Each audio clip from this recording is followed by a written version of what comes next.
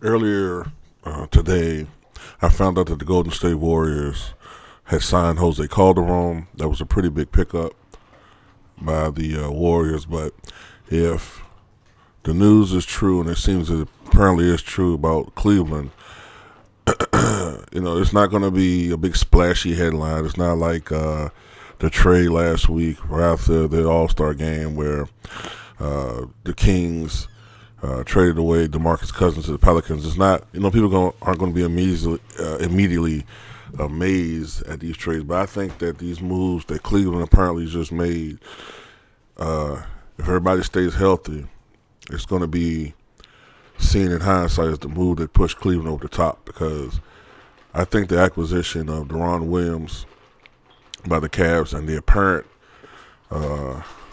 soon-to-be acquisition of Andrew Bogut to the Cleveland Cavaliers is going to be big for them.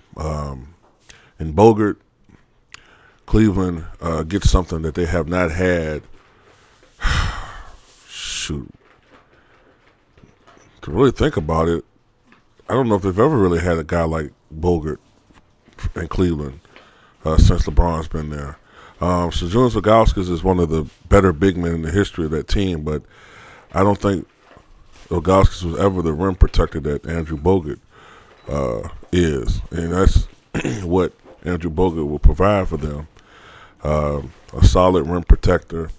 You won't, if you remember during the games between them and Golden State, you often seen Kevin Durant slashing to the basket, getting dunks, and driving to the hole. You see various various Golden State Warriors players doing that with Bogut down low, especially if it's Bogut and Tristan Thompson, who've been playing, in my opinion, out of position at center.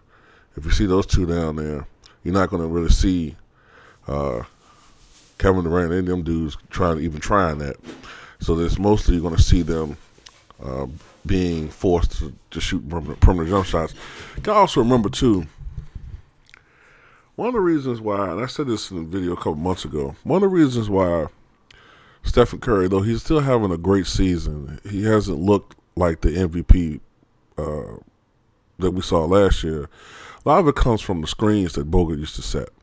Oftentimes when Bogut was setting the screens, his man ended up being on a mismatch between Stephen Curry and being the ball handler that he is, and Bogut's man being out there on the perimeter.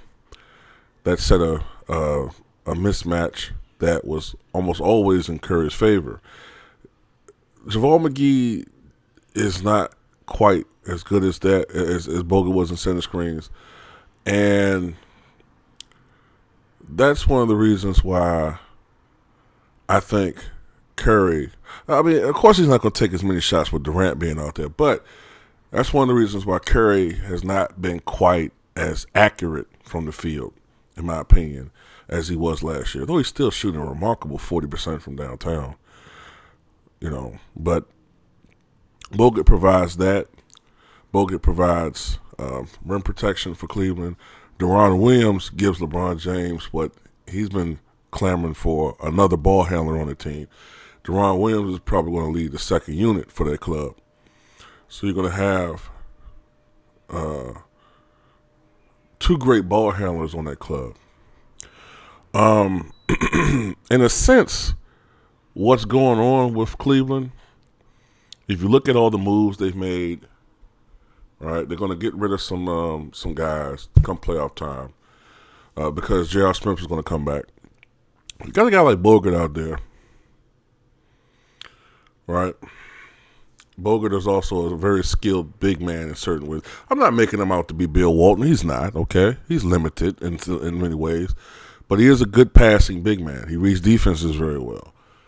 What you're going to start seeing, I think, is Cleveland's going to start resembling, in many ways, Golden State.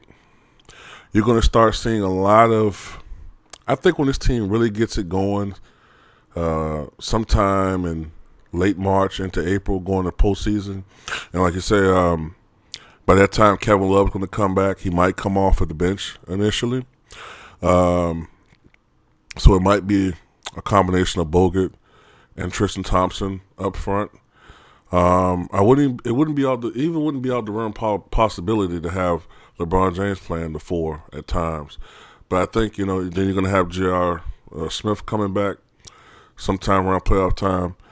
You're going to have all these shooters out there with Bogut, who's a very good passing big man, Deron Williams, and Kyrie Irving. I even wonder if it's a possibility that they might have both guys out there on the floor at times, Deron Williams and Kyrie Irving.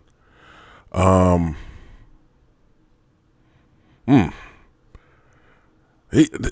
telling you, man, Deron Williams really adds a new dimension to this team, a whole new dimension.